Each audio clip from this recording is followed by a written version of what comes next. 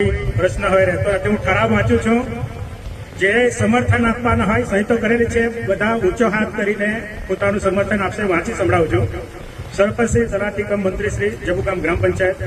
વિષય: જબુગામ ગ્રામ પંચાયતની જમીન હેડ વીપી એન્ડ એપીએફજી વાલિયા દ્વારા લિગ્નાઇટ પ્રોજેક્ટ માટે જમીન સંપાદન ન કરવા બાબત સવિનય સ જણાય જય ભારત સાથે ઉપરોક્ત વિષય અન્વયે આ સાહેબશ્રીને જણાવવાનું કે જબુગામ ગ્રામ પંચાયત વિસ્તારની જમીન હેડ પીપી એન્ડ એપીએફજી વાલિયા દ્વારા લિગ્નાઇટ પ્રોજેક્ટ માટે સંપાદન કરવા ગ્રામ સભાના ઠરાવની માંગણી કરેલ છે।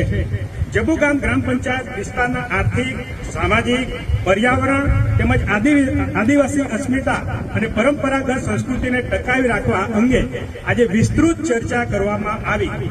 જે પરત્વે જબુગામ ગ્રામ પંચાયત ભારતના બંધારણની 5મી અનુસૂચિ હેઠળ સંરક્ષિત વિસ્તારમાં આવતી હોય પેશા કાયદાની જોગવાઈ મુજબ આજની આ ગ્રામ સભા જમીન સંપાદન માટે સંમત નથી। આથી મંજૂરી ના આપવા માટે સર્વાનુમતે ઠરાવે છે। કેટલાને આ ઠરાવ મંજૂર છે? બધાએ સહી કરી છે?